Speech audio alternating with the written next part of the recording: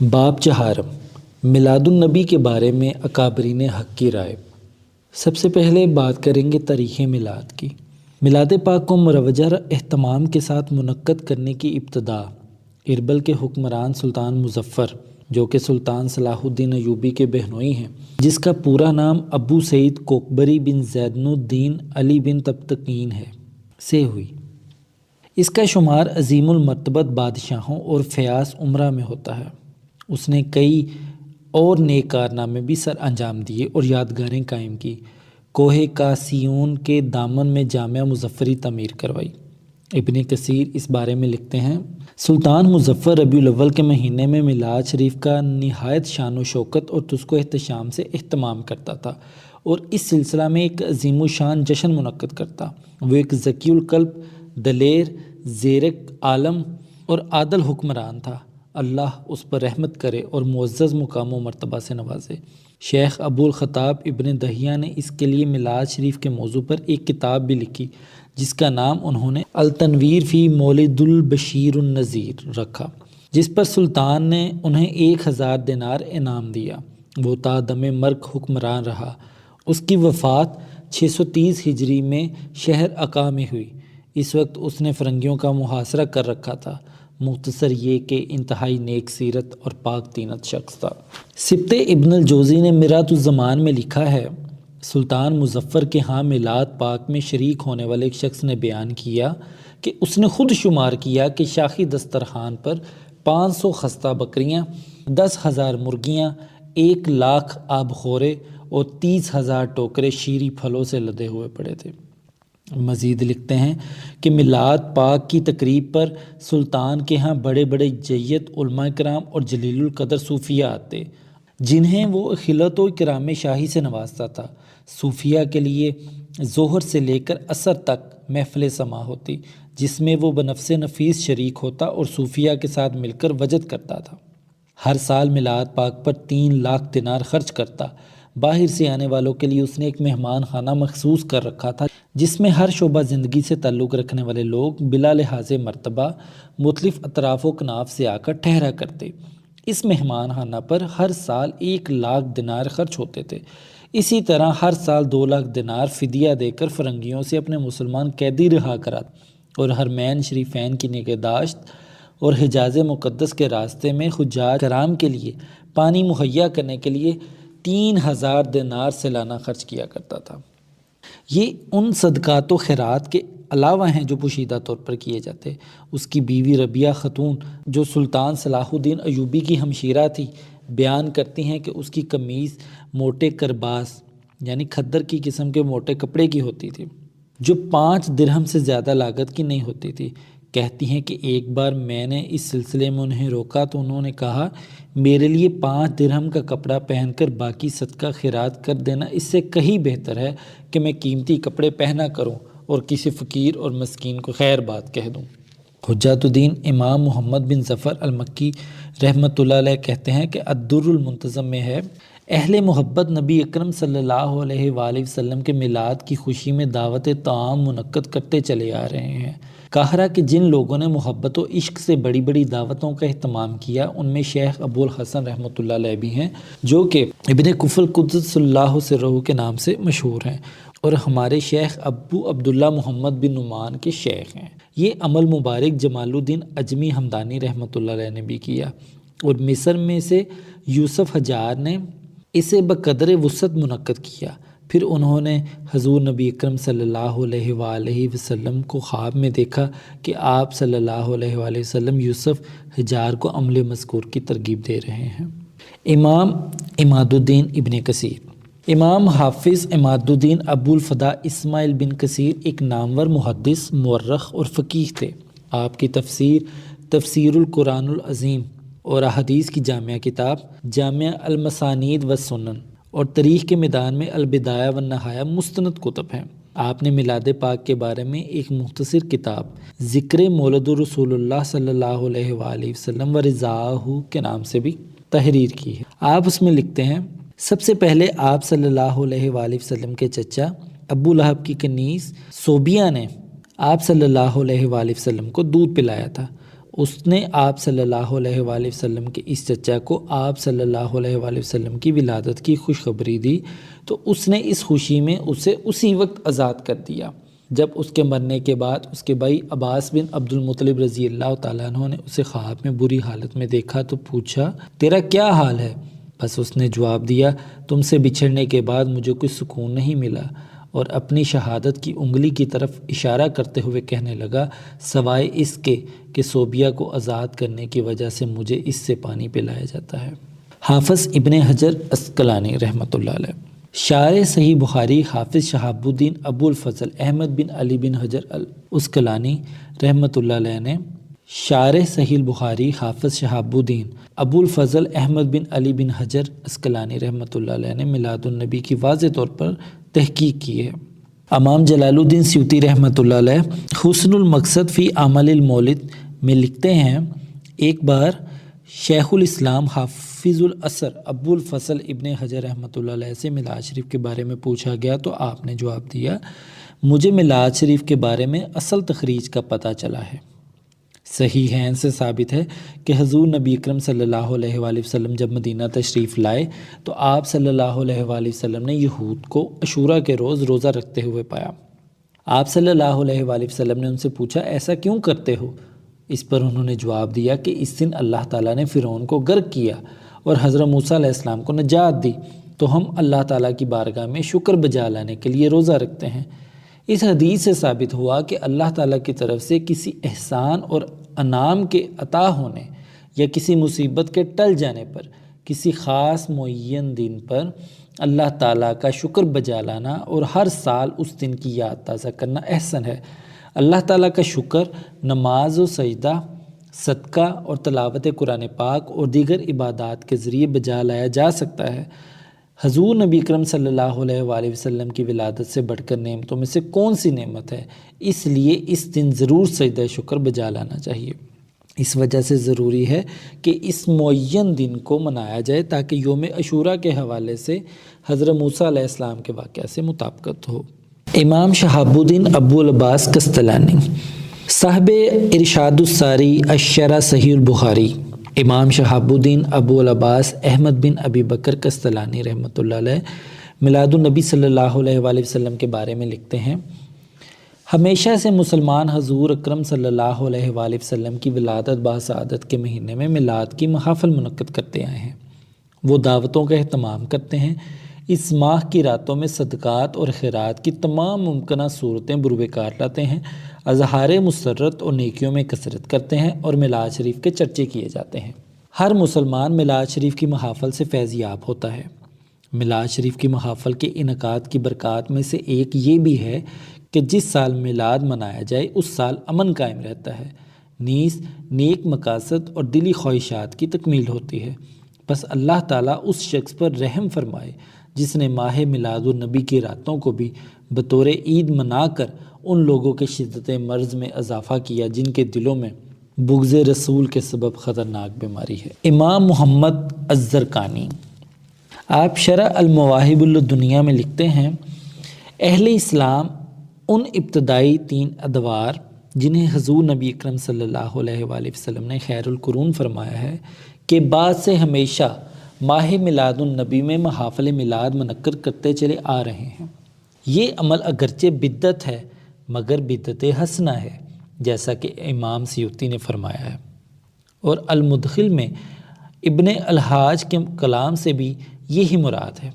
اگرچہ انہوں نے ان محافل میں داخل ہو جانے والی ممنوعات کی مذمت کی ہے لیکن اس سے پہلے تصریح فرما دی ہے کہ اس ماہ مبارک کو اعمال صالحہ اور صدقہ و خیرات کی کثرت اور دیگر اچھے کاموں کے لیے خاص کر دینا چاہیے۔ میلاد منانے کا یہی طریقہ پسندیدہ ہے۔ حافظ ابو خطاب بن دحیہ کا بھی یہی موقف ہے جنہوں نے اس موضوع پر ایک مشکل کتاب التنویر فی مولد البشیر النذیر تالیف فرمائی جس پر مظفر شاہ اربل نے انہیں 1000 دینار بطور انعام پیش کیے، اور یہی رائے ابو طیب سبتی کی ہے جو کوس کے رہنے والے تھے۔ یہ تمام علماء جلیل القدر مالکی ائمہ میں سے ہیں، یا پھر یہ عمل مذکور بدعت مذمومہ ہے جیسا کہ تاج فا کہانی کی رائے ہے، لیکن امام جلال الدین سیوطی رحمۃ اللہ علیہ نے ان کی طرف منسوب عبارات کا حرف بحرف رد فرمایا ہے۔ بہرحال پہلا قول ہی زیادہ قابل ترجیح اور واضح تر ہے،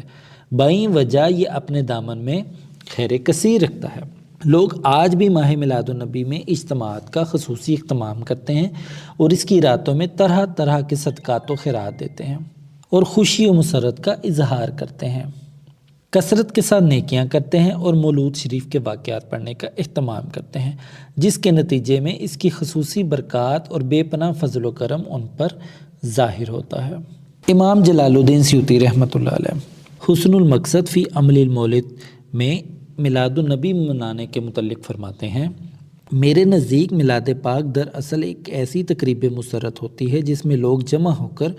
بقدر سہولت قرآن کریم کی تلاوت کرتے ہیں اور حضور نبی کریم صلی اللہ علیہ وآلہ وسلم کے ظہور کے سلسلہ میں جو خوشخبریاں احادیث و آثار میں آئی ہیں اور جو خوارق عادات اور نشانیاں ظاہر ہوئی ہیں انہیں بیان کرتے ہیں۔ پھر شرکائے محفل کے آگے دسترخوان بچھایا جاتا ہے، وہ حسب ضرورت اور بقدر کفایت کھانا تناول کرتے ہیں اور دعائے خیر کر کے اپنے اپنے گھروں کو واپس چلے جاتے ہیں۔ میلاد النبی کے سلسلہ میں منعقد کی جانے والی یہ تقریب سعید بدعت حسنہ ہے جس کا اہتمام کرنے والے کو ثواب ملے گا، اس لیے کہ اس میں حضور نبی کریم صلی اللہ علیہ وآلہ وسلم کی تعظیم شان اور آپ صلی اللہ علیہ وآلہ وسلم کی ولادت باسعادت پر فرحت و انبساط کا اظہار پایا جاتا ہے۔ امام جلال الدین سیوطی حسن المقصد فی عمل المولد میں مزید فرماتے ہیں، بلا شبہ آپ صلی اللہ علیہ وآلہ وسلم کی ولادت باسعادت ہمارے لیے نعمت عظیم ہے اور آپ صلی اللہ علیہ وآلہ وسلم کا وصال ہمارے لیے سب سے بڑی مصیبت ہے۔ تاہم شریعت نے نعمت پر اظہار شکر کا حکم دیا ہے اور مصیبت پر صبر و سکون کرنے اور اسے چھپانے کا حکم دیا ہے، اس لیے شریعت نے ولادت کے موقع پر عقیقہ کا حکم دیا ہے کہ یہ بچے کے پیدا ہونے پر اللہ تعالیٰ کے شکر اور ولادت پر خوشی کے اظہار کی ایک صورت ہے، لیکن موت کے وقت جانور ذبح کرنے جیسی کسی چیز کا حکم نہیں دیا گیا بلکہ نوحہ اور جزا وغیرہ سے بھی منع کر دیا گیا۔ لہٰذا شریعت کے قواعد کا تقاضا ہے کہ ماہ ربیع الاول میں آپ صلی اللہ علیہ وآلہ وسلم کی ولادت باسعادت کی خوشی منائی جائے، نہ کہ وصال کی وجہ سے غم۔ شیخ امام ابو شامہ جو کہ امام نووی کے شیخ ہیں، آپ سبل الہدا والرشاد سیرت خیر العباد میں فرماتے ہیں، ہمارے زمانے کی اچھی ایجادوں میں وہ افعال ہیں جو مولد النبی صلی اللہ علیہ وآلہ وسلم کے دن کیے جاتے ہیں، یعنی صدقات، بھلائی کے کام، زینت و سرور کا اظہار، کیونکہ اس میں فقراء کے ساتھ احسان کرنے کے علاوہ اس بات کا شعار ہے کہ میلاد کرنے والے کے دل میں نبی کریم صلی اللہ علیہ وآلہ وسلم کی محبت اور تعظیم ہے اور اللہ تعالیٰ کا شکر ادا کرتا ہے جو اس نے رحمت للعالمین کو پیدا فرما کر ہم پر احسان کیا ہے۔ حافظ شمس الدین الجزری امام جلال الدین سیوطی رحمۃ اللہ علیہ کے فتاوی الحاوی الفتاوی میں حافظ شمس الدین الجزری کا یہ قول درج ہے، جب ابو لہب کافر کو جس کی مذمت میں قرآن پاک میں سورت نازل ہوئی حضور نبی اکرم صلی اللہ علیہ وآلہ وسلم کی ولادت کی خوشی میں نیک جزا مل گئی، یعنی عذاب میں تخفیف ہو گئی، تو حضور نبی اکرم صلی اللہ علیہ وآلہ وسلم کی امت کے مسلمان موحد کا حال کیا ہوگا جو حضور نبی اکرم صلی اللہ علیہ وآلہ وسلم کی ولادت کی خوشی مناتا ہو اور حضور نبی کریم صلی اللہ علیہ وآلہ وسلم کی محبت میں حسب طاقت خرچ کرتا ہو۔ مجھے اپنی جان کی قسم، اللہ کریم ہے، اس کی جزا یہ ہے کہ اس کو اپنے فضل عمیم سے جنت نعیم میں داخل فرما دے گا۔ امام شمس الدین سخاوی رحمۃ اللہ علیہ فرماتے ہیں، تینوں زمانوں میں سلف میں سے کسی نے میلاد نہیں کیا، اس کے بعد شروع ہوا، پھر ہمیشہ مسلمان ہر طرف اور بڑے شہروں میں میلاد کرتے ہیں اور ان راتوں میں ہر قسم کا صدقہ کرتے ہیں اور میلاد شریف بیان کرنے کا اہتمام کرتے ہیں۔ میلاد شریف کی برکت سے ان پر ہر قسم کا فضل و رحمت نازل ہوتی ہے۔ حضرت علامہ یوسف بن اسماعیل نبہانی رحمۃ اللہ علیہ انوار محمدیہ میں فرماتے ہیں، ہمیشہ مسلمان ولادت پاک کے مہینہ میں محفل میلاد منعقد کرتے آئے ہیں اور دعوتیں کرتے ہیں اور اس ماہ کی راتوں میں ہر قسم کا صدقہ کرتے ہیں اور خوشی مناتے ہیں، نیکی زیادہ کرتے ہیں اور میلاد شریف پڑھنے کا بہت اہتمام کرتے ہیں۔ حضرت امام ابن جوزی علامہ جمال الدین ابو الفرج ابراہیم بن علی بن جوزی رحمۃ اللہ علیہ کثیر کتب کے مصنف ہیں۔ آپ سیرت النبوی رحمۃ اللہ علیہ میں فرماتے ہیں میلاد شریف کی ایک تاثیر یہ ہے کہ سال بھر امن رہے گا اور مرادیں پوری ہونے کی خوشخبری ہے۔ بادشاہوں میں سے جس نے پہلے میلاد شریف شروع کیا وہ مظفر ابو سعید شاہ اربل تھا۔ اس کے لیے حافظ ابن دہیہ نے کتاب لکھی جس کا نام التنویر فی مولد البشیر النذیر رکھا۔ بادشاہ نے اس کو 1000 دینار نظر کیے۔ بادشاہ مظفر نے میلاد کیا اور وہ ربیع الاول شریف میں میلاد کیا کرتا تھا اور اس میں عظیم الشان محفل منعقد کرتا تھا، اور وہ ذکی، بہادر، دلیر، عقلمند، عالم اور عادل تھا۔ وہ سیرت اور عادت کا اچھا تھا۔ اس کا زمانہ حکومت طویل رہا، یہاں تک کہ انگریزوں کا محاصرہ کرتے ہوئے 630 ہجری میں عکا شہر میں انتقال کر گیا۔ وہ سیرت و کردار کا اچھا تھا۔ اس عبارت سے معلوم ہوا کہ شاہ اربل ملک مظفر ابو سعید عالم عادل ہونے کے علاوہ مجاہد بھی تھا اور جہاد فی سبیل اللہ میں اپنی جان آفرین کے سپرد کر دی۔ لہٰذا جن لوگوں نے انہیں برے کلمات سے یاد کیا ہے وہ صحیح نہیں ہے۔ حضرت امام ابن جوزی رحمۃ اللہ علیہ اپنی کتاب بیان المیلاد النبوی میں فرماتے ہیں مکہ مکرمہ، مدینہ طیبہ، مصر، شام، یمن، الگرس، مشرق تا غرب تمام بلاد عرب کے باشندے ہمیشہ سے عید میلاد النبی صلی اللہ علیہ وآلہ وسلم کی محفل منعقد کرتے آئے ہیں۔ وہ ربیع الاول کا چاند دیکھتے تو ان کی خوشی کی انتہا نہ رہتی، چنانچہ ذکر میلاد پڑھنے اور سننے کا اہتمام کرتے اور اس کے باعث بے پناہ اجر و کامیابی حاصل کرتے رہے ہیں۔ حضرت ابن جوزی رحمۃ اللہ علیہ کے پوتے کا قول ہے، حضرت ابن جوزی رحمۃ اللہ علیہ کے پوتے فرماتے ہیں کہ مجھے لوگوں نے بتایا جو ملک مظفر کے دسترخوان پر میلاد شریف کے موقع پر حاضر ہوئے کہ اس کے دسترخوان پر 5000 بکریوں کے بھنے ہوئے سر، 10,000 مرغ، 1,00,000 پیالی مکھن اور 30,000 طبقات حلوے کے تھے اور 30,000 طباق حلوے کے تھے، اور میلاد میں اس کے ہاں مشاہیر علماء اور صوفی حضرات حاضر تھے۔ ان سب کو خلعتیں عطا کرتا تھا اور خوشبودار چیزیں سلگھاتا تھا اور میلاد شریف پر 3,00,000 دینار خرچ کرتا تھا۔ اس سے معلوم ہوا کہ میلاد مبارک میں فقط عوام ہی حاضر نہیں ہوتے تھے بلکہ مشاہیر علماء اور اولیاء بھی شرکت کرتے تھے۔ حضرت سید احمد زینی شافعی رحمۃ اللہ علیہ مکہ مکرمہ کے مفتی رہے ہیں۔ آپ سیرت نبوی میں فرماتے ہیں میلاد شریف کرنا اور لوگوں کا اس میں جمع ہونا بہت اچھا ہے۔ مزید فرماتے ہیں محافل میلاد اور اذکار جو ہمارے ہاں کیے جاتے ہیں ان میں سے اکثر بھلائی پر مشتمل ہیں، جیسے صدقہ، ذکر، صلاۃ و سلام رسول اللہ صلی اللہ علیہ وآلہ وسلم پر اور آپ کی مدح پر۔ شیخ شاہ عبدالحق محدث دہلوی رحمۃ اللہ علیہ آپ ما ثبت من السنہ فی ایام سنہ میں فرماتے ہیں میلاد شریف کرنے والوں کے لیے اس میں سند ہے جو شب میلاد خوشیاں مناتے ہیں اور مال خرچ کرتے ہیں۔ یعنی ابو لہب کافر تھا اور قرآن پاک اس کی مذمت میں نازل ہوا۔ جب اسے میلاد کی خوشی منانے اور اپنی لونڈی کو آزاد کرنے کی وجہ سے جزا دی گئی تو اس مسلمان کا کیا حال ہوگا جو محبت اور خوشی میں بھرپور ہے اور میلاد پاک میں مال خرچ کرتا ہے۔ مزید فرماتے ہیں ہمیشہ سے مسلمانوں کا یہ دستور ہے کہ ربیع الاول کے مہینے میں میلاد کی محفلیں منعقد کرتے ہیں اور دعوتیں کرتے ہیں اور اس کی راتوں میں صدقات، خیرات اور خوشی کے اظہار کا اہتمام کرتے ہیں۔ ان کی کوشش یہ ہوتی ہے کہ ان دنوں میں زیادہ سے زیادہ نیک کام کریں اور اس موقع پر وہ ولادت باسعادت کے واقعات بیان کرتے ہیں۔ حضرت شاہ ولی اللہ محدث دہلوی فیوز الحرمین میں فرماتے ہیں اس سے پہلے مکہ مکرمہ میں حضور علیہ الصلوۃ والسلام کی ولادت باسعادت کے دن میں ایک ایسی میلاد کی محفل میں شریک ہوا جس میں لوگ آپ صلی اللہ علیہ وآلہ وسلم کی بارگاہ اقدس میں ہدیہ درود و سلام عرض کر رہے تھے اور وہ واقعات بیان کر رہے تھے جو آپ صلی اللہ علیہ وآلہ وسلم کی ولادت کے موقع پر ظاہر ہوئے اور جن کا مشاہدہ آپ کی بعثت سے پہلے ہوا۔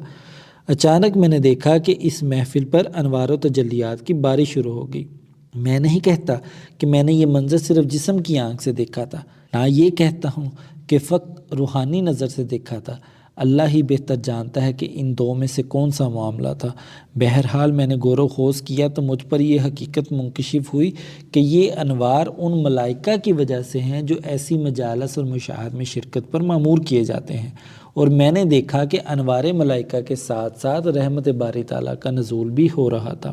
حضرت مولانا مولوی محمد عنایت احمد ککوروی رحمۃ اللہ علیہ تواریخ حبیب الہ میں فرماتے ہیں،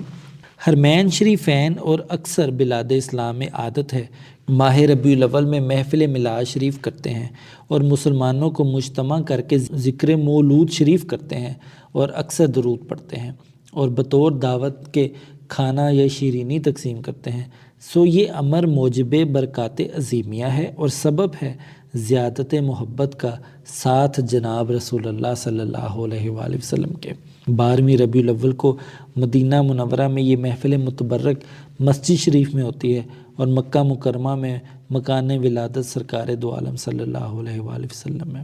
حافظ ابو الحسنات محمد عبدالحی لکھنوی مجموعہ فتاوی عبدالحی میں لکھتے ہیں، میلاد شریف بدعت ضلالت دو وجہ سے نہیں ہے۔ وجہ اول یہ ہے کہ میلاد کا مطلب یہ ہے کہ مقرر کوئی قرآن کی آیت یا حضور نبی کریم صلی اللہ علیہ وآلہ وسلم کی حدیث پڑھے اور اس کی تشریح میں حضور نبی کریم صلی اللہ علیہ وآلہ وسلم کے فضائل، معجزات ولادت، نسب کے احوال اور وقت ولادت خوار کے عادات جو آپ صلی اللہ علیہ وآلہ وسلم سے ظاہر ہوئے بیان کرے، جیسا کہ اس کی تحقیق ابن حجر مالکی نے النعمۃ الکبریٰ علی العالمی بمولد سید ولد آدم میں کی ہے۔ ان کے علاوہ علماء ماہرین نے کی ہے۔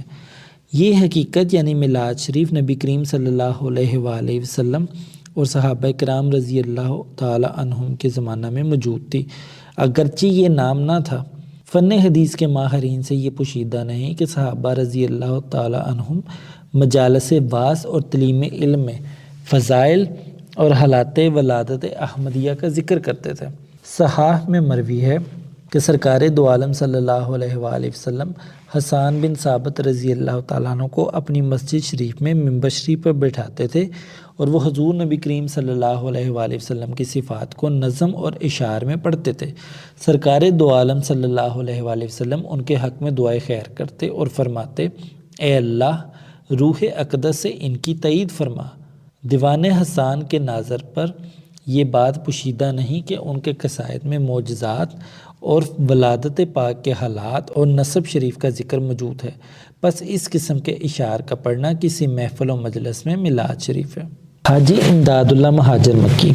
علماء ہند کے عظیم شیخ، بالخصوص علماء دیوبند کے مرشد، جن کے مریدین میں مدرسہ دیوبند کے بانی مولانا محمد قاسم نانوتوی، دارالعلوم دیوبند کے سرپرست مولانا رشید احمد گنگوہی، مولانا اشرف علی تھانوی اور مولانا محمود الحسن دیوبندی شامل ہیں۔ آپ رحمۃ اللہ علیہ ہندوستان سے ہجرت کر کے مکہ مکرمہ میں مقیم ہوئے اور جنت المعلا میں مدفون ہوئے۔ شمائم امدادیہ میں عید میلاد کے بارے میں فرماتے ہیں، مولد شریف تمام اہل حرمین کرتے ہیں، اس قدر ہمارے واسطے حجت کافی ہے، اور ہمارے علماء اس زمانے میں جو کچھ قلم میں آتا ہے بے محابہ فتویٰ دے دیتے ہیں۔ علماء ظاہر کے لیے علم باطن بہت ضروری ہے، بغیر اس کے کچھ کام درست نہیں ہوتا۔ مزید فرمایا، ہمارے علماء مولد شریف میں بہت تنازع کرتے ہیں، تاہم علماء جواز کی طرف بھی گئے ہیں۔ جب صورت جواز کی موجود ہے پھر کیوں ایسا تشدد کرتے ہیں، اور ہمارے واسطے اتباع حرمین کافی ہے۔ فیصلہ ہفت مسئلہ میں فرماتے ہیں،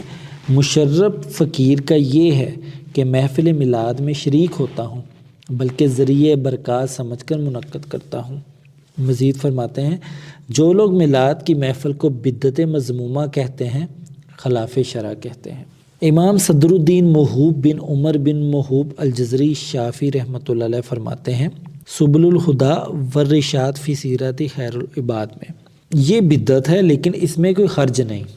اور بدعت مکروہ وہ ہے جس میں سنت کی بے حرمتی ہو۔ اگر یہ پہلو نہ پایا جائے تو بدعت مکروہ نہیں۔ اور انسان حضور نبی اکرم صلی اللہ علیہ وآلہ وسلم کے میلاد کی حسب توفیق اور حسب ارادہ مسرت و خوشی کے اظہار کے مطابق اجر و ثواب پاتا ہے۔ ایک دوسرے مقام پر کہتے ہیں یہ بدعت ہے، لیکن اس بدعت میں کوئی مذائقہ نہیں، لیکن اس کے لیے لوگوں سے سوال کرنا جائز نہیں،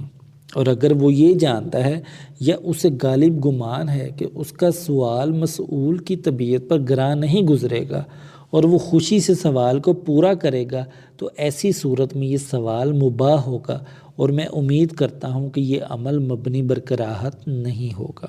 امام ظہیر الدین جعفر التزمنتی الشافعی رحمۃ اللہ علیہ سبل الہدی والرشاد فی سیرت خیر العباد میں کہتے ہیں محفل میلاد کے انعقاد کا سلسلہ پہلی صدی ہجری میں شروع نہیں ہوا، اگرچہ ہمارے اسلاف صالحین عشق رسول صلی اللہ علیہ وآلہ وسلم سے اس قدر سرشار تھے کہ ہم سب کا عشق و محبت ان بزرگان دین میں سے کسی ایک شخص کے عشق نبی کو نہیں پہنچ سکتا۔ میلاد کا انعقاد بدعت حسنہ ہے اگر اس کا اہتمام کرنے والا صالحین کو جمع کرنے، محفل درود و سلام اور فقراء و مساکین کے طعام کا بندوبست کرنے کا قصد کرتا ہے، اس شرط کے ساتھ جب بھی یہ عمل کیا جائے گا موجب ثواب ہوگا۔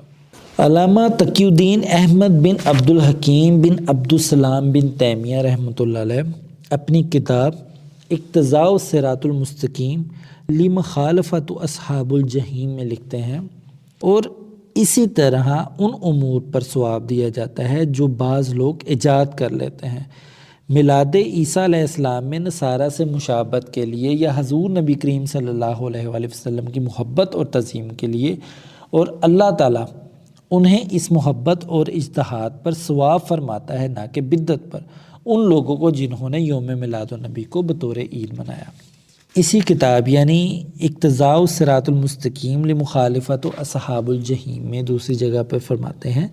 میلاد شریف کی تعظیم اور اسے شعار بنا لینا بعض لوگوں کا عمل ہے، اور اس میں ان کے لیے اجر عظیم بھی ہے کیونکہ ان کی نیت نیک ہے، اور رسول اکرم صلی اللہ علیہ وآلہ وسلم کی تعظیم بھی ہے، جیسا کہ پہلے بیان کیا کہ بعض لوگوں کے نزدیک ایک امر اچھا ہوتا ہے اور بعض مومن اسے قبیح کہتے ہیں۔ حضرت مجدد الافسانی رحمۃ اللہ علیہ امام ربانی شیخ احمد سرہندی حضرت مجدد الافسانی رحمۃ اللہ علیہ اپنے مکتوبات میں فرماتے ہیں اچھی آواز میں قرآن حکیم کی تلاوت کرنے، قصیدے اور منقبتیں پڑھنے میں کیا حرج ہے؟ ممنوع تو صرف یہ ہے کہ قرآن مجید کے حروف کو تبدیل اور تحریف کیا جائے اور الحان کے طریق سے آواز پھیرنا اور اس کے مناسب تالیاں بجانا جو کہ شعر میں بھی ناجائز ہے۔ اگر ایسے طریقہ سے مولود پڑھیں کہ قرآنی کلمات میں تحریف واقع نہ ہو اور قصائد پڑھنے میں ممنوع اوامر نہ پائے جائیں تو پھر کون سا امر مانے ہے؟ امام نور الدین علی بن ابراہیم بن احمد بن علی بن عمر بن برہان الدین حلبی قاہری شافعی رحمۃ اللہ علیہ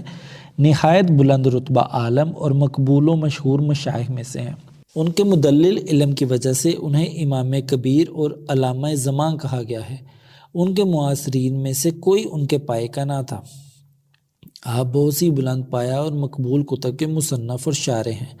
آپ کی عظیم ترین کتاب سیرت طیبہ پر انسان العیونی فی سیرت الامین المامون ہے،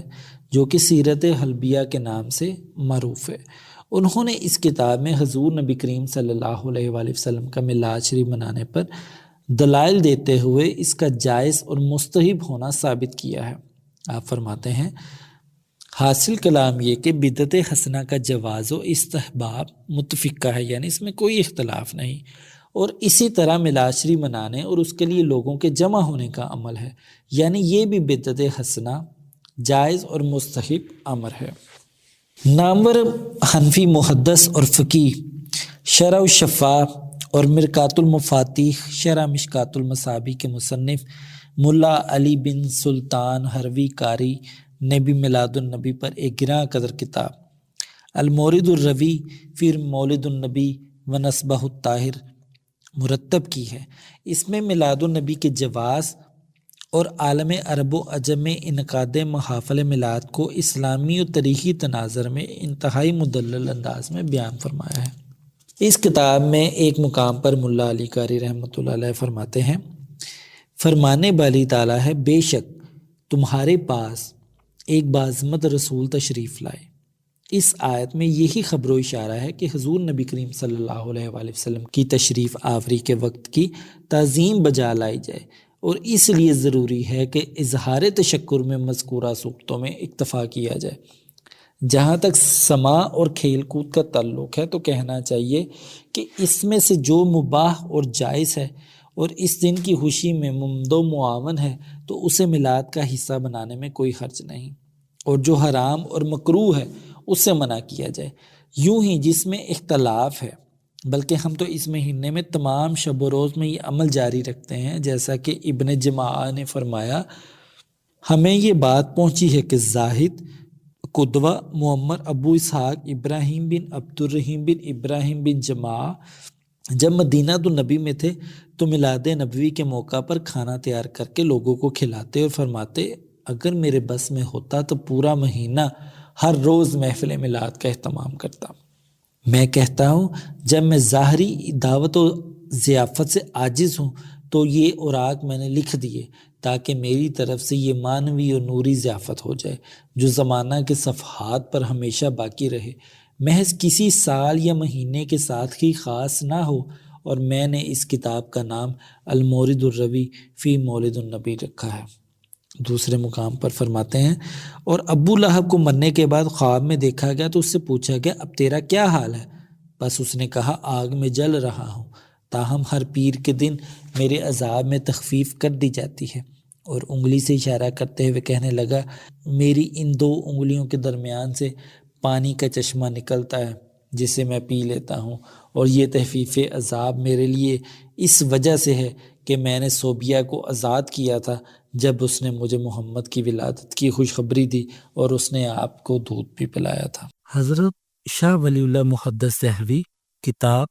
الدر الثمین فی مبشرات النبی الامین میں اپنے والد گرامی شاہ عبد الرحیم دہلوی رحمۃ اللہ علیہ کے خواب کا ذکر فرماتے ہیں، میں ہر سال حضور صلی اللہ علیہ وآلہ وسلم کے میلاد کے موقع پر کھانے کا اہتمام کرتا تھا، لیکن ایک سال بوجہ غربت کھانے کا اہتمام نہ کر سکا تو میں نے کچھ بھنے ہوئے چنے لے کر میلاد کی خوشی میں لوگوں میں تقسیم کر دیے۔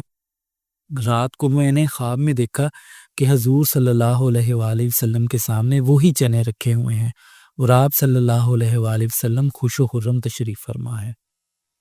برِ صغیر میں ہر مسلک اور طبقہ فکر میں یکساں مقبول اور مستند شاہ ولی اللہ محدث دہلوی کا اپنے والد گرامی کا یہ عمل اور خواب بیان کرنا اس کی صحت اور حسن استطاعت میلاد شریف منانے کا جواز ثابت کرتا ہے۔ شیخ اسماعیل حقی رحمۃ اللہ علیہ تفسیر روح البیان میں لکھتے ہیں، میلاد شریف منانا آپ صلی اللہ علیہ وآلہ وسلم کی تعظیم میں سے ہے جبکہ وہ منکرات سے پاک ہو۔ امام سیوطی رحمۃ اللہ علیہ نے فرمایا ہے، ہمارے لیے آپ صلی اللہ علیہ وآلہ وسلم کی ولادت باسعادت پر اظہار شکر کرنا مستحب ہے۔ خاندان شاہ ولی اللہ کے آفتاب روشن شاہ عبدالعزیز محدث دہلوی رحمۃ اللہ علیہ اپنے فتاویٰ میں لکھتے ہیں، اور ماہ ربیع الاول کی برکت حضور نبی اکرم صلی اللہ علیہ وآلہ وسلم کے میلاد شریف کی وجہ سے ہے۔ جتنا امت کی طرف سے آپ صلی اللہ علیہ وآلہ وسلم کی بارگاہ میں ہدیہ درود و سلام اور تعاموں کا نذرانہ پیش کیا جائے، اتنا ہی آپ صلی اللہ علیہ وآلہ وسلم کی برکتوں کا ان پر نزول ہوتا ہے۔ اہل حدیث مکتبہ فکر کے بانی شیخ محمد عبد الوہاب رحمۃ اللہ علیہ کی کتاب مختصر سیرت الرسول کی شرح کرتے ہوئے ان کا بیٹا عبداللہ بن محمد میلاد شریف کی بابت لکھتا ہے، ابو لہب کی باندی صوبیہ نے آپ صلی اللہ علیہ وآلہ وسلم کو دودھ پلایا، اور جب اس نے آپ صلی اللہ علیہ وآلہ وسلم کی پیدائش کی خبر سنائی تو ابو لہب نے اسے آزاد کر دیا، اور ابو لہب کو مرنے کے بعد خواب میں دیکھا گیا تو اس سے پوچھا گیا، اب تیرا کیا حال ہے؟ بس اس نے کہا، آگ میں جل رہا ہوں، تاہم ہر سوموار کو میرے عذاب میں تخفیف کر دی جاتی ہے۔ اور انگلی کے اشارہ سے کہنے لگا کہ میری ان دو انگلیوں کے درمیان سے پانی کا چشمہ نکلتا ہے جسے میں پی لیتا ہوں، اور یہ تخفیف عذاب میرے لیے اس وجہ سے ہے کہ میں نے صوبیہ کو آزاد کیا تھا جب اس نے مجھے محمد کی ولادت کی خوشخبری دی، اور اس نے آپ صلی اللہ علیہ وآلہ وسلم کو دودھ بھی پلایا تھا۔ ابن جوزی کہتے ہیں پس جب حضور نبی اکرم صلی اللہ علیہ وآلہ وسلم کی ولادت باسعادت کے موقع پر خوشی منانے کے اجر میں ہر شب میلاد اس ابو لہب کو بھی جزا دی جاتی ہے جس کی مذمت میں قرآن کریم میں ایک مکمل سورت نازل ہوئی ہے، تو آپ صلی اللہ علیہ وآلہ وسلم کی امت کے اس توحید پرست مسلمان کو ملنے والے اجر و ثواب کا کیا عالم ہوگا جو آپ صلی اللہ علیہ وآلہ وسلم کے میلاد کی خوشی مناتا ہے۔ شاہ احمد سعید مجددی دہلوی رحمۃ اللہ علیہ ہندوستان کی معروف علمی اور روحانی شخصیت تھے۔ انہوں نے مدینہ منورہ میں وفات پائی اور سیدنا عثمان غنی رضی اللہ تعالیٰ عنہ کے پہلو میں مدفون ہیں۔ آپ اپنے رسالہ اثبات المولد والقیام میں لکھتے ہیں، ہمارے نبی و آقا صلی اللہ علیہ وآلہ وسلم کے میلاد شریف کے دلائل کے بارے میں پوچھنے والوں، اے علماء جان لو کہ محفل میلاد شریف ایسی آیات اور صحیح احادیث کے بیان پر مشتمل ہوتی ہے جن میں آپ صلی اللہ علیہ وآلہ وسلم کی کمال شان پر دلالت ہوتی ہے، اور آپ صلی اللہ علیہ وآلہ وسلم کی ولادت باسعادت، معراج، معجزات اور وصال کے واقعات کا بیان ہوتا ہے۔ آپ صلی اللہ علیہ وآلہ وسلم کا ذکر کرنا ہمیشہ سے بزرگان دین کی سنت رہی ہے، اور صرف غافلین نے آپ صلی اللہ علیہ وآلہ وسلم کے ذکر سے غفلت برتی ہے، پس تمہارا انکار ہٹ دھرمی پر مبنی ہے۔ مولانا احمد علی محدث سہارنپوری رحمۃ اللہ علیہ دیوبند کے مشہور عالم ہیں، اور میلاد شریف کے بارے میں ایک سوال کا جواب دیتے ہوئے المحند المفند میں فرماتے ہیں، سیدنا رسول اللہ صلی اللہ علیہ وآلہ وسلم کی ولادت شریف کا ذکر صحیح روایت سے ان اوقات میں جو عبادات واجبہ سے خالی ہوں، ان کیفیات سے جو صحابہ کرام رضی اللہ عنہم اور ان اہل قرون ثلاثہ کے طریقے کے خلاف نہ ہوں جن کے خیر ہونے کی شہادت حضرت صلی اللہ علیہ وآلہ وسلم نے دی ہے۔ ان عقیدوں سے جو شرک و بدعت کے موہم نہ ہوں، ان آداب کے ساتھ جو صحابہ رضی اللہ عنہم کی اس سیرت کے مخالف نہ ہوں، جو حضرت کے ارشاد ما انا علیہ و اصحابی کی مصداق ہے، ان مجالس میں جو منکرات شرعیہ سے خالی ہوں، سبب خیر و برکت ہے، بشرط یہ کہ صدق نیت اور اخلاص اور اس عقیدہ سے کیا جاوے کہ یہ بھی منجملہ دیگر اذکار حسنہ کے ذکر حسن ہے، کسی وقت کے ساتھ مخصوص نہیں۔ پس جو ایسا ہوگا تو ہمارے علم میں کوئی مسلمان بھی اس کے ناجائز یا بدعت ہونے کا حکم نہ دے گا۔ اس فرمان میں جو حضور علیہ الصلوۃ والسلام کی حدیث کا ذکر ہے، ما انا علیہ و اصحابی، یہ ایک طویل حدیث ہے جس میں حضور علیہ الصلوۃ والسلام نے 73 فرقوں کا ذکر فرمایا ہے، اور آپ صلی اللہ علیہ وآلہ وسلم نے فرمایا کہ ان میں سے صرف ایک فرقہ جنت میں جائے گا۔ صحابہ نے پوچھا وہ کون سے لوگ ہوں گے؟ تو رسول اللہ صلی اللہ علیہ وآلہ وسلم نے فرمایا ما انا علیہ و اصحابی، یعنی جو میرے اور میرے صحابہ کے نقش قدم پر ہوں گے۔ اس حدیث کا ریفرنس ہے ترمذی 2641۔ سید احمد بن زینی دہلان۔ سید احمد بن زینی دہلان حسنی ہاشمی قریشی مکہ مکرمہ میں پیدا ہوئے۔ آپ مکہ مکرمہ کے مفتی تھے اور اپنے معاصر علماء حجاز میں بلند رتبہ پر فائز تھے۔ آپ رحمۃ اللہ علیہ نے تقریباً ہر موضوع پر قلم اٹھایا اور 35 سے زائد کتب و رسائل لکھے۔ آپ نے سیرت النبویہ میں ائمہ اور علماء کے اقوال نقل کرتے ہوئے ثابت کیا ہے کہ میلاد النبی صلی اللہ علیہ وآلہ وسلم کی خوشی منانے پر تو ایک کافر بھی جزا سے محروم نہیں رہتا، توحید پرست مسلمان کو ملنے والے اجر و ثواب کا کیا عالم ہوگا۔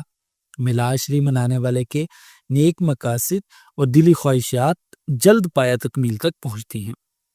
اہل حدیث مکتبہ فکر کے نامور عالم دین نواب صدیق حسن بھوپالی میلاد شریف منانے کی بابت الشمامۃ العنبریہ من مولد خیر البریہ میں لکھتے ہیں، اس میں کیا برائی ہے کہ اگر ہر روز ذکر حضرت نہیں کر سکتے تو ہر ہفتہ یا ہر مہینہ میں التزام اس کا کرے کہ کسی نہ کسی دن بیٹھ کر ذکر یا واضح سیرت و سمت و دل و خدا اور ولادت و وفات حضرت صلی اللہ علیہ وآلہ وسلم کا کریں۔ پھر ایام ماہ ربیع الاول کو بھی خالی نہ چھوڑیں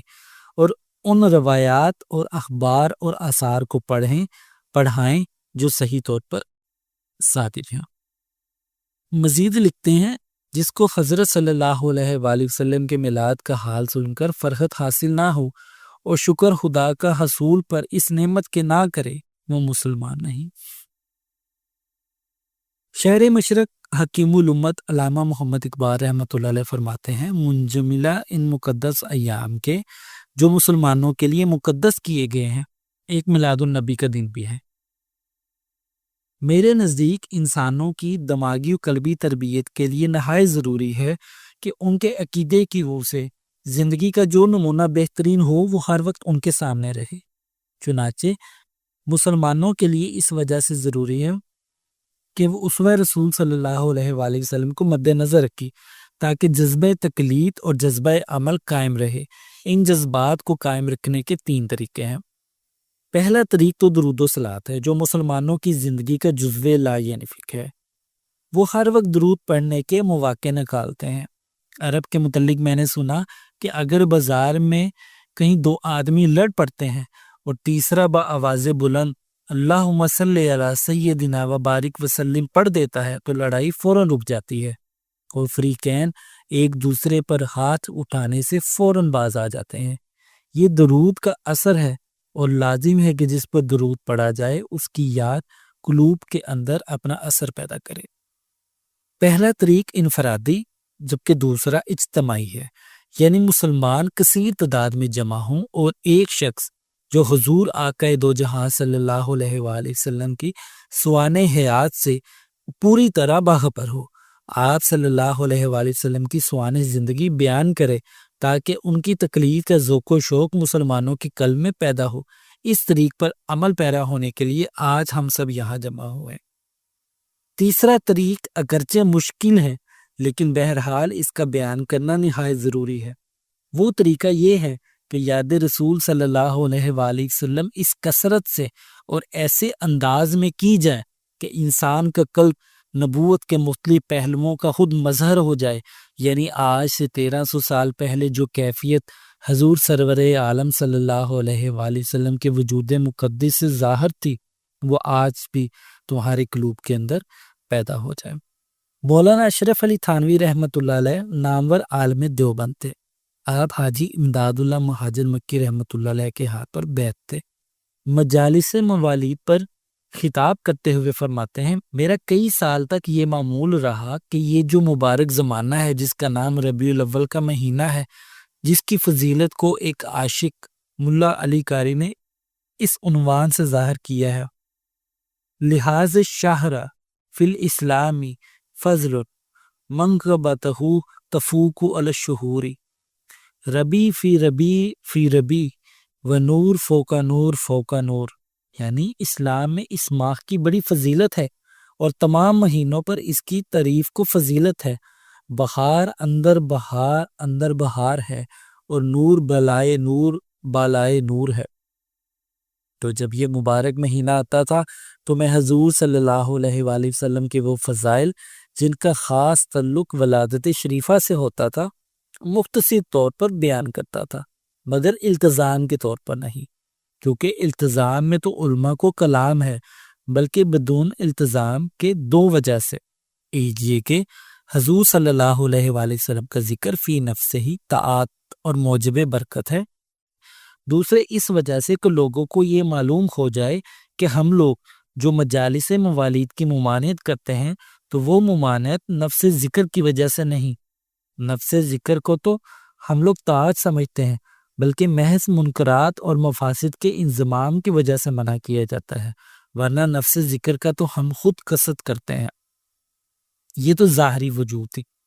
بڑی بات یہ تھی کہ اس ربیع الاول زمانہ میں اور دنوں سے زیادہ حضور اکرم صلی اللہ علیہ وآلہ وسلم کے ذکر کو جی چاہا کرتا ہے، اور یہ ایک امر طبعی ہے کہ جس زمانہ میں کوئی امر واقعہ ہوا ہو اس کے آنے سے دل میں اس واقعہ کی طرف خود بہت خیال ہوا جاتا ہے، اور خیال کو یہ حرکت ہونا جب امر طبعی ہے تو زبان سے ذکر ہو جانا کیا مذائقہ ہے، یہ تو ایک طبعی بات ہے۔ اسی خطاب میں ایک جگہ لکھتے ہیں تو میرا جو معمول تھا کہ اس ماہ مبارک میں حضور صلی اللہ علیہ وآلہ وسلم کے فضائل بیان کیا کرتا تھا، وہ دوام کے حد میں تھا، التزام کے طور پر نہ تھا۔ چنانچہ چند سال تک تو میں نے کئی واعظوں میں فضائل نبوی کا ذکر کیا ہے، جن کے نام سب مکفی ہیں: النور، الظہور، السرور، الشذور، الحبور۔ وہاں ایک ذکر رسول صلی اللہ علیہ وآلہ وسلم جو کہ اسی سلسلہ میں ہے مکفی نہیں۔ پھر کئی سال سے اس کا اتفاق نہیں ہوا، کچھ اسباب طبعیہ ایسے مانے ہوئے جن سے یہ معمول ناگا ہو گیا۔ نیز ایک وجہ یہ بھی تھی کہ لوگ اس معمول سے التزام کا خیال نہ کریں، جو کہ خلاف واقعہ ہے، کیونکہ میرے اس معمول کی بڑی وجہ صرف یہ تھی کہ ان ایام میں حضور صلی اللہ علیہ وآلہ وسلم کے فضائل اور دنوں سے زیادہ یاد آتے تھے، نہ کہ اس میں شرعی ضرورت کا اعتقاد یا عمل تھا۔ فضل اور رحمت کی تشریح کرتے ہوئے فرماتے ہیں، اس وقت ایمان اور اعمال صالحہ کی دولت صرف ہمارے حضور صلی اللہ علیہ وآلہ وسلم کی اتباع ہی سے حاصل ہو سکتی ہے۔ اگر حضور تشریف نہ لاتے تو ہم اس دولت سے بالکل محروم رہتے۔ حق تعالی شانہ کا بڑا احسان ہمارے اوپر ہوا کہ آپ صلی اللہ علیہ وآلہ وسلم کی برکت سے ہم کو اس دولت سے سرفراز فرمایا۔ اسی کو حق شانہ نے بطریق امتنان احسان جتلا کر جا بجا قرآن شریف میں ذکر فرمایا ہے۔ سورۃ نساء کی آیت نمبر 83 میں اللہ تعالیٰ نے فرمایا، وَلَوْلَا فَضْلُ اللَّهِ عَلَيْكُمْ وَرَحْمَتُهُ لَاتَّبَعْتُمُ الشَّيْطَانَ إِلَّا قَلِيلًا۔ اور اگر اللہ تعالیٰ اپنا فضل و رحمت نہ فرماتے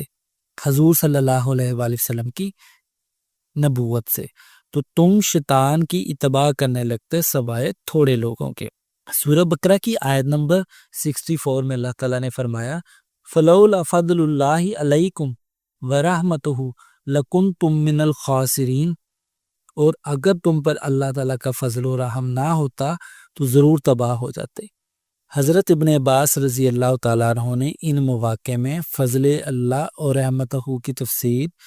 بعثت محمدیہ سے کی ہے۔ تو معنی آیت کے یہ ہوئے کہ اگر محمد صلی اللہ علیہ وآلہ وسلم کو مبعوث فرما کر خدا تعالیٰ تم پر اپنا فضل اور رحمت نہ فرماتے تو تم ناکام اور محروم رہتے، اور اگر اللہ تعالیٰ بعثت محمدیہ سے تم پر رحم و کرم نہ فرماتے تو تم شیطان کی تباہ کرنے لگتے سوائے تھوڑے آدمیوں کے۔ بہرحال اصل فضل اور رحمت جو قابل مسرت اور خوشی ہے وہ یہ امر ہے کہ ہم کو حضور صلی اللہ علیہ وآلہ وسلم کے باجود کی برکت سے ایمان اعمال صالحہ کی توفیق ہوئی اور یہ عظیم نعمت حاصل ہوئی جس سے ہماری دنیا اور آخرت سنوری۔ مفتی رشید احمد لدھیانوی رحمۃ اللہ علیہ جو جامعۃ الرشید کراچی اور الرشید ٹرسٹ کے بانی ہیں، احسن الفتاویٰ میں تحریر کرتے ہیں، جب ابو لہب جیسے بدبخت کافر کے لیے میلاد النبی کی خوشی کی وجہ سے عذاب میں تخفیف ہو گئی تو جو کوئی امتی آپ صلی اللہ علیہ وآلہ وسلم کی ولادت کی خوشی کرے اور حسب وسعت آپ صلی اللہ علیہ وآلہ وسلم کی محبت میں خرچ کرے تو کیوں کر اعلیٰ مراتب حاصل نہ کرے گا۔ حرمین شریفین کے علماء کرام نے علماء دیوبند سے اختلافی اور اعتقادی نوعیت کے 26 سوالات پوچھے تو 1325 ہجری میں مولانا خلیل احمد سہارنپوری نے ان سوالات کا تحریری جواب دیا، جو المحند علی المفند نامی کتاب کی شکل میں شائع ہوا۔ ان جوابات کی تصدیق 24 نامور علماء دیوبند نے اپنے قلم سے کی، جن میں مولانا محمود الحسن، مولانا احمد حسن امروہوی، مفتی اعظم دارالعلوم دیوبند مفتی عزیز الرحمن، مولانا اشرف علی تھانوی اور مولانا عاشق الہی میرٹھی بھی شامل ہیں۔ ان 24 علماء نے صراحت کی ہے کہ جو کچھ المحند علی المفند میں تحریر کیا گیا ہے وہی ان کا اور ان کے مشائخ کا عقیدہ ہے۔ اس کتاب میں 21واں سوال میلاد شریف منانے کے متعلق ہے۔ اس کی عبارت یہ ہے، کیا تم اس کے قائل ہو کہ حضور صلی اللہ علیہ وآلہ وسلم کی ولادت کا ذکر شرعاً کبھی سیاہ اور معاذ اللہ حرام ہے یا اور کچھ؟ علماء دیوبند نے اس کا متفقہ جواب یوں دیا، خاشر کہ ہم تو کیا کوئی بھی مسلمان ایسا نہیں کہ آپ صلی اللہ علیہ وآلہ وسلم کی ولادت شریفہ کا ذکر بلکہ آپ صلی اللہ علیہ وآلہ وسلم کے نالین اور آپ کی سواری کے گدھے کے پیشاب کے تذکرہ کو بھی قبیح اور بدعت سیاح یا حراک کہے۔ وہ جملہ حالات جنہیں رسول اکرم صلی اللہ علیہ وآلہ وسلم سے ذرا سی بھی نسبت ہے، ان کا ذکر ہمارے نزدیک نہایت پسندیدہ اور اعلیٰ درجہ کا مستحب ہے، خواہ ذکر ولادت شریف کا ہو یا آپ صلی اللہ علیہ وآلہ وسلم کے بول و براز، نشست و برخاست اور بیداری و خواب کا تذکرہ ہو، جیسا کہ ہمارے رسالہ براہین قاطعہ میں متعدد جگہ بالصراحت مذکور ہے۔ مفتی محمد مظہر اللہ دہلوی فتاوی مظہری میں فرماتے ہیں، میلاد خوانی بشرط یہ کہ صحیح روایات کے ساتھ ہو، اور 12ویں شریف میں جلوس نکالنا بشرط یہ کہ اس میں کسی فعل ممنوع کا ارتکاب نہ ہو۔ یہ دونوں جائز ہیں، ان کو ناجائز کہنے کے لیے دلیل شرعی ہونی چاہیے۔ مانعین کے پاس اس کی ممانعت کی کیا دلیل ہے؟ یہ کہنا کہ صحابہ کرام رضی اللہ عنہم نے نہ کبھی اس طور سے میلاد خوانی کی نہ جلوس نکالا، ممانعت کی دلیل نہیں بن سکتی کہ کسی جائز امر کو کسی کا نہ کرنا اس کو ناجائز نہیں کر سکتا۔ شیخ محمد بن علوی المالکی المکی رحمۃ اللہ علیہ فرماتے ہیں، بے شک میلاد النبی کی محفل حضور نبی اکرم صلی اللہ علیہ وآلہ وسلم کی ولادت باسعادت کی خوشی اور مسرت سے عبارت ہے، اور اس اظہار خوشی پر تو کافر نے بھی فائدہ اٹھایا ہے۔ صحیح بخاری میں مذکور ہے کہ سوموار کے روز اس لیے ابو لہب کے عذاب میں تخفیف کرتی جاتی ہے کہ اس نے اپنی لونڈی صوبیہ کو حضور نبی اکرم صلی اللہ علیہ وآلہ وسلم کی ولادت کی خوشخبری دینے کی بنا پر آزاد کر دیا تھا۔ سلطان الفقر ششم حضرت سخی سلطان محمد اصغر علی رحمۃ اللہ علیہ ہر سال باقاعدگی سے 2 مرتبہ میلاد مصطفیٰ کی عظیم الشان محافل منعقد کیا کرتے تھے، پہلی 12-13 اپریل اور دوسری ستمبر کے پہلے ہفتہ میں۔ ان میں آپ رحمۃ اللہ علیہ کی طرف سے وسیع اور عالیشان لنگر کا اہتمام کیا جاتا، جو ہر خاص اور ادنا کے لیے عام ہوتا۔ اس کے علاوہ آپ رحمۃ اللہ علیہ سارا سال جہاں بھی جاتے اور بیٹھتے وہی محفل میلاد شروع ہو جاتی۔ ان محافل میں حمد و نعت اور منقبت پڑھی اور شان رسول صلی اللہ علیہ وآلہ وسلم بیان کی جاتی۔ محافل میلاد کے علاوہ آپ رحمۃ اللہ علیہ نے کبھی بھی کسی دوسرے موضوع پر محفل منعقد نہیں کی۔ آپ رحمۃ اللہ علیہ فرمایا کرتے تھے، ہماری خواہش ہے کہ ساری زندگی اپنے آقا اور مولا حضور علیہ الصلوۃ والسلام کی تعریف اور نعت سنتے رہیں، وہ یہی ہماری زندگی ہے، عشق مصطفیٰ کے بغیر زندگی فضول ہے۔ آپ رحمۃ اللہ علیہ نے ایک مرتبہ فرمایا، بھائی نجی،